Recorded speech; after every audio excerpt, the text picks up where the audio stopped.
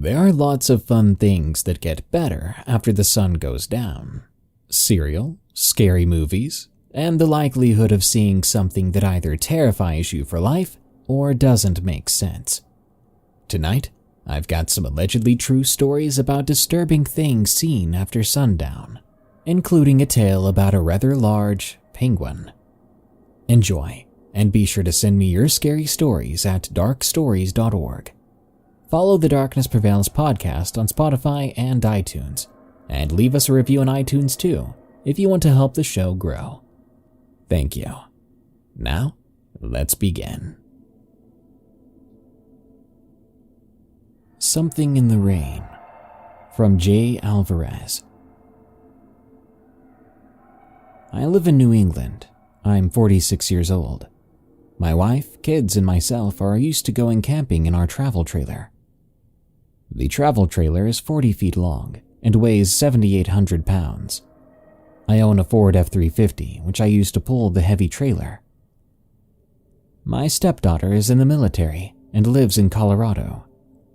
For a few years, she's been begging me to come visit her at her new home she bought by herself. I told her I was proud of her for that accomplishment, so she wanted me to visit. I'm in the private security sector, with little to no vacation available. However, in June 2020, my wife and I planned the long trip to Colorado, driving and pulling the trailer to go see my stepdaughter. We took our time enjoying the trip, which was uneventful until we got to 8 hours from our destination.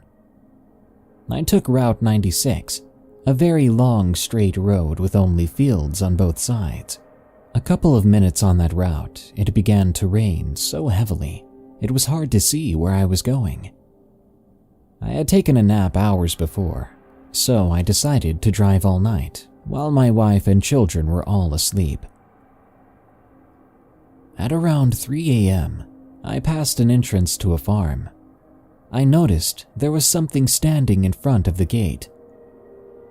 Because of the rain and the speed I was going, I didn't see what exactly it was. I was going around 50 to 55 miles per hour. While driving, because I was pulling the trailer, I was taking a look at the rearview mirrors every so often, when I thought I saw something behind the trailer. At first, I said to myself it must be the heavy rain. When I went to look again, it was no longer there. As I was changing my view from the mirror to the front, there it was, this deer-like thing. It was gray in color, patches of fur missing. Its head seemed to be partially crushed, eyeballs completely white, and it was missing its skin around its mouth. I can clearly see rain dripping inside the thing. And though it looked dead, it was running right next to me. It turned its head in my direction and opened its mouth. That's when I switched on the high beams, and its eyes glowed bright. You see, ever since I was a little kid, I was always able to keep calm, no matter what the situation was. But at that moment, I felt like my heart was beating too hard. I pressed the throttle to the floor. I found myself going 75 miles per hour in heavy rain, pulling a 7,800-pound trailer. My wife woke up with the loud whistling of my truck's turbo and asked if everything was okay. I said, "Yes, honey. Go back to sleep." I didn't want her or the children seeing this thing. After a few minutes, I could see on my GPS that there was upcoming train tracks, so I slowed down and the thing was no longer there. I kept an eye on the mirrors the rest of the way, but the thing never came back. When we arrived at my stepdaughter's house, my wife said that she had been dreaming of deer. I looked at her and jokingly said, "Are we seeing animals now?" We started to laugh. I didn't want to say anything because to go back home, we would need to take the same route. On the way back, I made sure to pass that route during daytime, and nothing happened. What the heck was it? I know what I saw, but I know it doesn't make sense. I wish I knew what it was. Lifelong Camper, from Amanda J. I've camped all my life. I know many people say this, but I took my first trip when I was only 1 month old with my parents and my big sister, so it is very much true in my case. I know the southeast of British Columbia like the back of my hand. Now, I've never been afraid to wander in the dark or to hear odd noises outside my tent. Why would I be afraid of my own backyard? With this in mind, it still gives me shivers to think about what happened when I was camping with my family in late August when I was 11 years old. We always camped in the same area. It was like home to me. So when my sister asked me to accompany her on one final bathroom break before bed, I didn't hesitate. We grabbed our torches and set off down a trail where my sister ducked behind a tree. After a few moments of waiting, something caught my gaze. Eyes. 2 eyes reflected in the indirect light of my torch, just looking at me from a patch of undergrowth about 30 feet away from where my sister and I were. I immediately thought it was a curious black bear. The area was rich in berries and such, so bears were both natural and common. I kept my light by my side so I wouldn't startle the creature, but I wasn't comfortable having it so close either. I said out loud, "Go on. Get going now." To my 11-year-old ears, this sounded like a very stern voice indeed. That's when the creature stood up on 2 legs. Again, this was something bears could do, so it didn't worry me. Yet, when it continued to look at me over its shoulder as it walked away on 2 legs, I knew it was time to leave. It's funny. I don't recall feeling particularly afraid, only out of place, as though I was in the presence of something I was not supposed to see. Thing in the Country, from Les W. I was staying with a friend named T at her parents' place back in 2007 for a while in the country. She had a few cows, horses, and dogs. I had brought a cat with me. They simply requested I keep him in the room I stayed in. One night about a week in, somehow he escaped out of the room at night. So T and I went out to go find him to bring him back. It was nighttime. A black cat with nighttime does not mix well when trying to rein them in. We exited through the gate to find him. We may have walked about 10 feet, past a couple of cows and a horse, as they were down from the hill for the night. It was then that I got this dreadful feeling. At the moment, T was about 3 feet behind me. I looked around, wondering why I felt this way, when I froze. I caught sight of this shadow or outline. I don't know how to explain how black this thing was when we were already surrounded by blackness. All I was able to say was, "T?" She soon replied, saying, "I see it." All we knew was that it was not a horse or a cow, and the dogs weren't big enough to be that particular size. It was between the size of a dog and cow. The next thing we knew, the cows took off, and all 4 or 5 of the horses charged at it furiously. I can't remember if it came towards us or what. I didn't want to stick around, not after hearing the sound coming from the horses as they charged it. Or maybe the sound was coming from that black outline or shadow. A quick thought ran through my head, that the cat will come back when it's ready. For now, I'm out of here. But T was concerned about the horses, so we stayed long enough to see they were okay. The horses turned out all right, but I still don't know what the heck I saw. T and I never did talk about that night since, which might be for the better, because I really don't want to know what it was. Something followed us back. From Craftsman. I'm a Marine Corps vet. I've done 3 tours in Iraq and brought home the battle. At one point, my wife and I decided to go to Gettysburg National Military Park and Cemetery. This was 6 months after I came home. We left our daughter and son, who are twins, at my grandmother's. Bless her soul, she's in her 70s. On our first night, we stayed at the hotel and watched movies. She fell asleep, but I stayed up. We were around 9 clicks from the battlefield. I turned off the TV and looked out the window. My anxiety began to rise.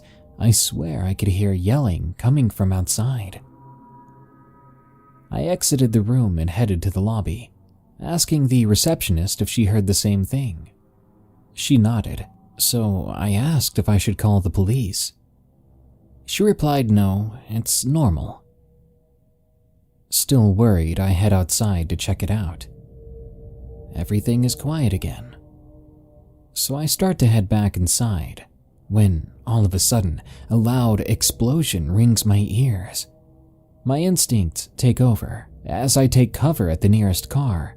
My heart was thumping in my chest as I waited to hear more explosions, but none came. I went back inside as the receptionist calls out, "Sir? Sir?" I keep on walking until someone grabs my arm. I swung around to see the woman who was behind the desk earlier. She motions to my arm. I see that I had cut my elbow on something. I go into the bathroom and wash up. The receptionist gives me some medical tape and gauze. After I tell her thank you, I go back upstairs to get a beer in the fridge that's located next to the window of the hotel room. I look outside. Nothing. I'm thinking that my PTSD is acting up, so I go to bed. My wife always knows or feels when I'm in a low, so she snuggles up to me to let me know she's there. In the morning, we go to the battlefield. In the middle of the day, we're walking past a monument saying that particular hill was where the most men died. I started to hear gunshots around me and yelling. My wife asks what's wrong. I reply, "Don't you hear them?" We left later that day.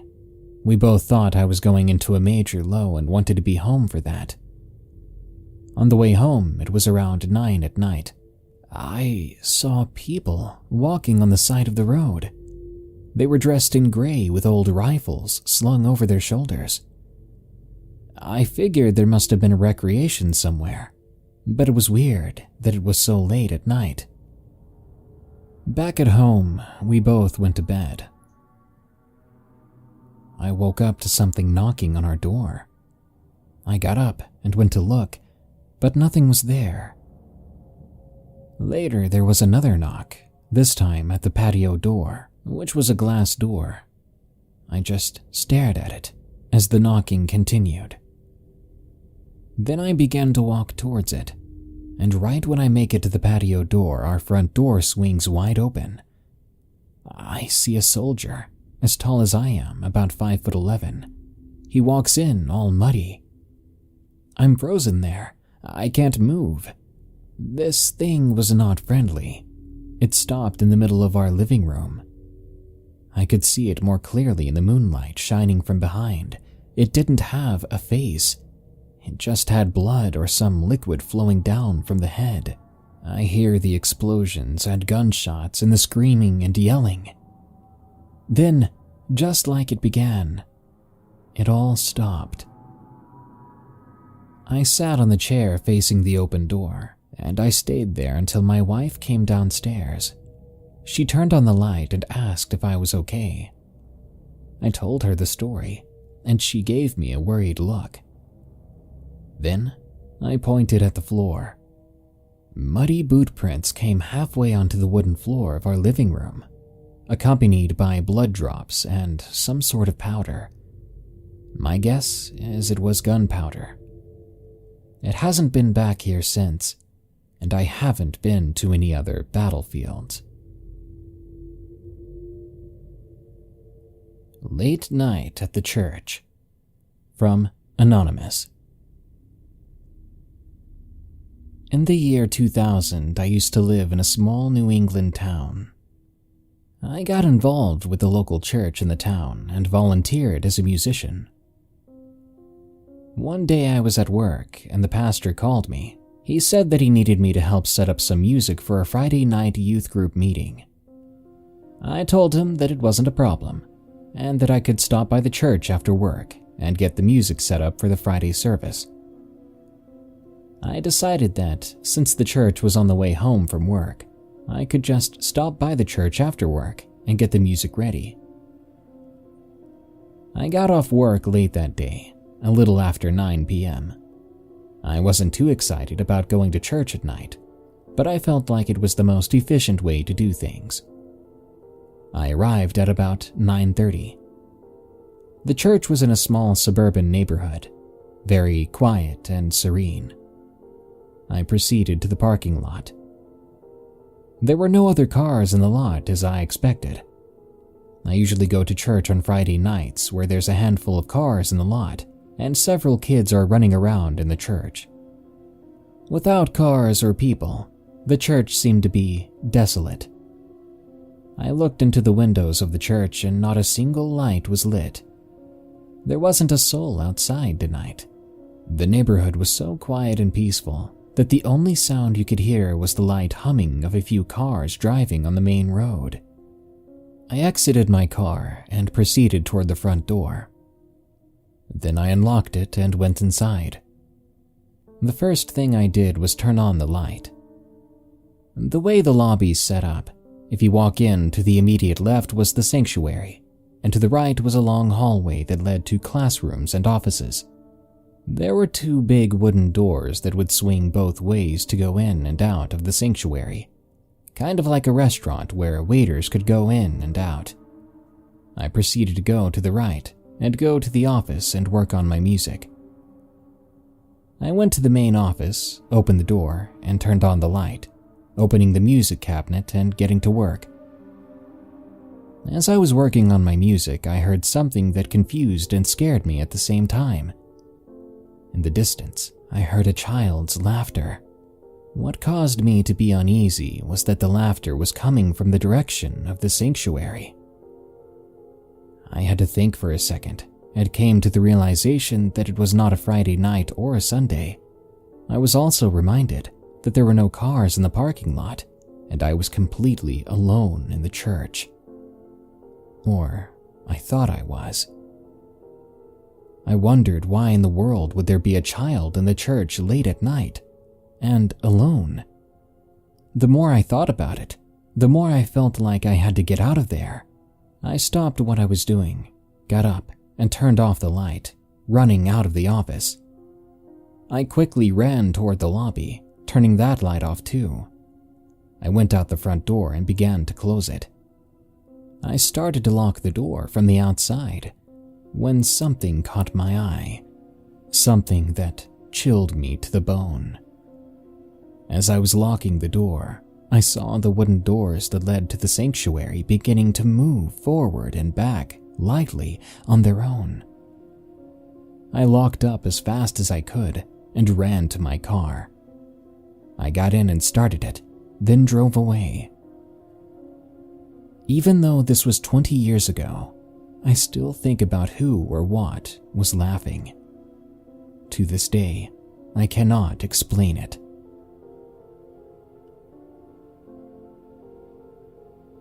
You saw what?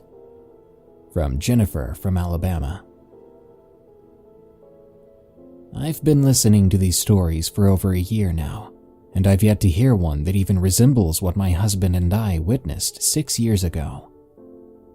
We live in central Alabama, just miles down the road from Talladega Superspeedway track. We were headed north to Jacksonville to have dinner with my parents on that chilly December evening. My husband was driving. We were getting close to my parents' home. We were driving through the country, and even though it's rural farms in that area, there are plenty of houses everywhere, very populated.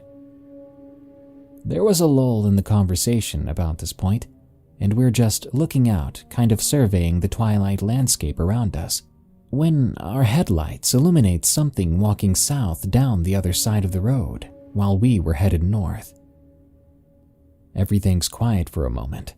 My brain is trying desperately to process what I just saw, when my husband speaks up and says, Was that a giant penguin walking down the road?" That was instant confirmation that I had actually seen what I thought I saw. I told him yes, asking if he had seen it too. He immediately turned the truck around, and within seconds we were looking for anything walking down the side of the road. There are open, empty fields to the left and right, nowhere to hide, especially not that quickly. And yet, there's nothing there. We were expecting to see this 5-foot penguin walking down the road, but it wasn't there. Not anymore. We even pulled into the fields and shined headlights and flashlights everywhere. But still, there was absolutely nothing. This has all transpired within about 30 to 40 seconds, and there's absolutely no place for a man nor beast to hide. We both realized that we had goosebumps on our arms and the hairs on the back of our necks were standing up. I felt creeped out all of a sudden and told him to get us out of there. He as well felt an impending sense of danger and wrongness, so we both got out of there fast. With our spines still tingling, we got to my parents' house, telling them what we had seen. They believed we saw something, but more than likely it was a person, and that our minds were playing tricks on us. We let it go, not wanting to be the lame weirdos who see penguins in the countryside instead of something cool like Bigfoot. Just so you know, my husband and I don't do drugs. We don't drink either, so cross those out. I researched for years trying to figure out an explanation for what it was we saw. I even called some zoos to find out if they had missing penguins. But nothing. I was just hoping that by sharing the story, maybe someone somewhere has experienced this too, and can tell me what it might be. It's burned into both our brains with detail. I'm skeptical and illogical to a fault, but this is so weird, I just can't find an explanation. The Standoff, from Aria Y. This event happened a few years ago when I was in my 20s. This happened to my fiancé and myself. My fiancé is a gruff and dark man. You could go as far as to say he's scary. A little background on him. He's Filipino, and to put it frankly, he might be sociopathic or even psychopathic. He doesn't feel anything emotionally, and he takes everything literally, like a robot. In general, he acts a lot like a killer. But this isn't a horror story about him. No, he actually saved me this night. I'll be honest, it does pay to know someone who thinks like he does. I love him dearly, and despite his faults, I know he loves me greatly as well, enough to put his life on the line for me. I remember it was dark and muggy. It was during the beginning of autumn, and my fiancée Dee and I had finished an amazing date, consisting of hibachi dinner and a movie, as always. We were in high spirits, and I was riding on cloud 9. We were going through town, the town I grew up in as a child, and I wanted to visit the trails at night. It was beautiful out, The moon was full and it was romantic. Of course, Dee wasn't opposed to the idea. Being together for 8 years now at the time, he could pretty much read me. We both decided on it and pulled into the parking lot of the park. We got out, locking the car, then headed over to the mouth of the trail. Dee came up behind me and motioned for me to take his arm, to which I did, and he made sure I stayed close to him. We walked down the path for a long while. It was dimly lit by his flashlight on his phone as we continued to follow the path. It was gorgeous. The full moon shone down on a clearing as we entered from the trees. The rippling water from the river was only 20 feet away. We were enjoying ourselves as we stood there for a bit, but I noticed at this time Dee had looked off at something. I tried to see, and I asked what was up. Dee just stared in the direction we were going, further down the path. I remember I couldn't see it very well, but there was this black blob standing in the middle of the path a long way down. I had to ask Dee again, and he responded saying it was a person. Keep in mind that this town wasn't huge, but it was a bit bigger than the town where we lived, and despite the amount of people, this town was dead after sunset. The only places that still had people were the bars. There wouldn't be anyone walking the paths past 10 p.m. Dee had let go of me, but I tried to cling to him because I was afraid. More nervous, if anything, because it could be possible that it was just a college kid pulling some prank. Then again, in the past, we've had run-ins with drunk jerks trying to follow us, which Dee handled well. And what I mean by that is he scared the heck out of 2 full-grown men, and that was back when we were in high school. But no, this was different, and I knew that from how tense Dee was getting. He was like stone. That's how tense his muscles were. Regardless, he told me to let go, and I did. After that, he told me to stay where I was and to not move. By this point, I was shaking so bad that I was ready to run. By then, I knew well to listen to what Dee said in stressful situations. I was more prone to panic in the past, but listening to him really helps. So I stood there, waiting, because things felt dangerous. Dee got closer to the person up ahead a bit more, but Dee made sure not to get more than 10 feet from me. He called out to the person to respond to him, but after a void of silence, the figure didn't respond. I remember Dee took both of his knives out. He always keeps himself armed because of these reasons exactly. These were big black folding knives that take up your hand with a knob at the end for breaking windows. He kept them for camping, survival, defense, and life-threatening situations, to name a few. He called out to the person again, and they still didn't say anything. But now, the creature began to walk towards us. Dee flicked the blades out, then gave me the verbal command that meant for me to run. So without anything more, I turned and bolted back up the path away from him, leaving Dee to deal with this psycho. I quickly made it to the hill, but as I ran up, I could hear someone running behind me up the path. I turned around to see a big black figure running towards me like a possessed man running like a freaking android. I remember screaming, but the person grabbed me. It was then that I realized it was Dee. I was sure of it when he told me to settle down. I'd recognize his voice anywhere. I asked if I should be running on my own, to which he said no, and that he'd explain when we got back to the car. Once there, I asked my fiancée what happened, and he explained his encounter. After I bolted, he walked towards the creeper at a brisk pace, basically ready to defend himself if need be. But when they were only 10 to 15 feet apart, he said the guy just stopped and bolted in the other direction from him. He guessed he had scared the guy because he saw Dee was armed, or maybe he didn't expect someone to confront him. It was possible it was some idiot kid who thought it would be cool to freak out some strangers. Or it could really have been a threat. But Dee had the bigger knife, I guess. We never found out who it was that night, of course. But without a doubt, Dee said that it really could have been a guy looking to do some damage. He says he could sense that from watching the guy.